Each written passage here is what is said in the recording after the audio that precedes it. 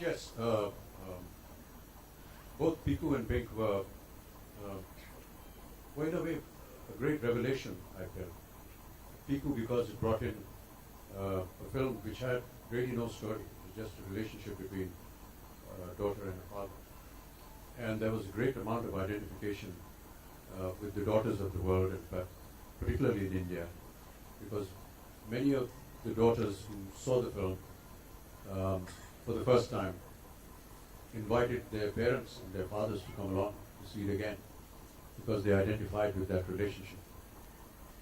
Pink, of course, the issue was so strong and so valuable and so pertinent in today's times that it was something that needed to be said, and it had to be said in as powerful a manner as possible.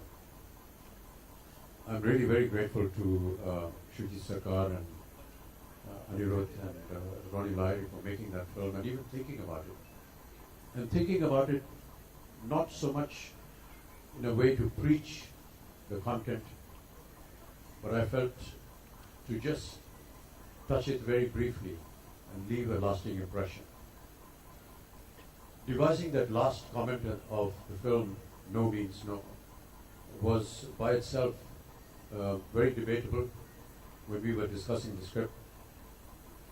It was felt by the writers and the directors at that time that in the final summation of the court scene, I would get up and make a long speech, which would encapsulate all that had happened in the film from the start to the end. But I felt that having said so much already, and all the lawyers that were arguing for and against it said so much that really wasn't needed. And because Deepak Sehgal, who was the character in the film, was hesitant in the beginning because of his bipolar condition to make any kind of argument in court, he would stand up and say, no questioning, Your Honor, or no, Your Honor. I felt if we played on the word no, it would just fall in line with the character. And then the writers and us thought that why can't he just work on the word no? And I thought that that was a brilliant piece of writing by Videsh Shah when he discovered this sentence. And the way he put it, that when a woman says no, you need to stop. And it can be anybody, your friend, your partner, your sex worker, even your own wife. And I thought that that was extremely powerful.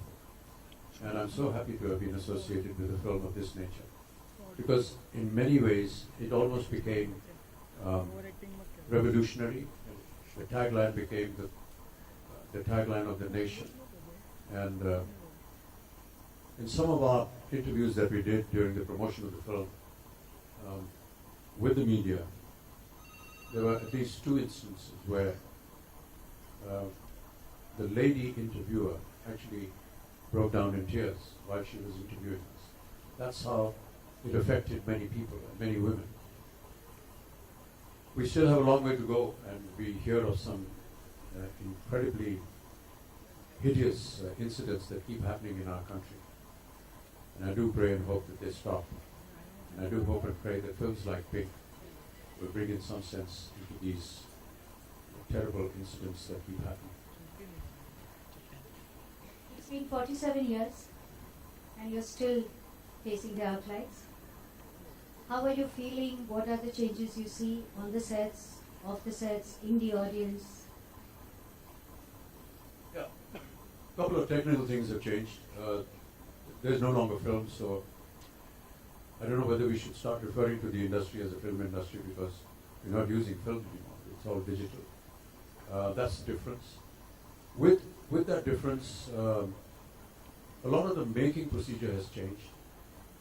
For me as an artist, we were so conscious in our earlier years of not wasting film, because it was the most expensive product in the costing of the film. And so every time we went up to give a shot, we were terribly, terribly conscious that we have to finish it in one take, or either we're going to get thrown out of the film, or we're never going to get another chance. So having lived with that kind of phenomena and the danger that you have to get it right the very first time, was kind of limiting us in case we wanted to improve in the next take. We never got an opportunity. Many a times, for example, working with Rishida, Shikesh Mukherjee, I used to tell them, Rishida, can I have another take? He said, नहीं नहीं, ये एक take बहुत अच्छा है. I said, please दादा एक take और दे दीजिए. ठीक है, take करो, इसका पैसा तुम देना.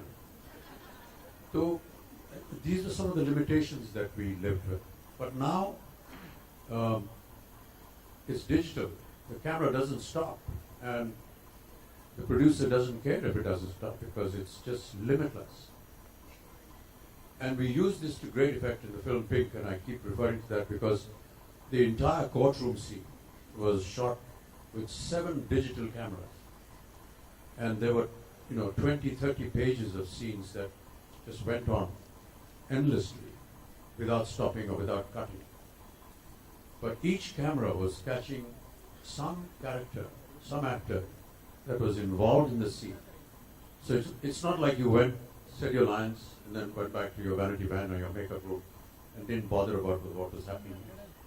You did your shot and you were still involved in the scene, because even when you were walking back to your chair in the set, you were being followed by the camera and your reactions were being noted. This was something very revealing. There was a lot of honesty in the way it happened. There was a lot of concentrated interest in what was going on. Normally what would happen that you would do a close-up and go away and not bother with what your colleague was going to do or how he was going to perform or enact that scene. If you had a double shot, yes, you're aware of it, but sometimes when they're doing a close-up, you're not there. But here we were in the world of digital cinema, absolutely involved in everybody, every person that was sitting in the scenes, even though he wasn't saying anything. We would be having the liberty to notice it and prepare ourselves for what was going to come next as naturally as possible. So that was the technical difference.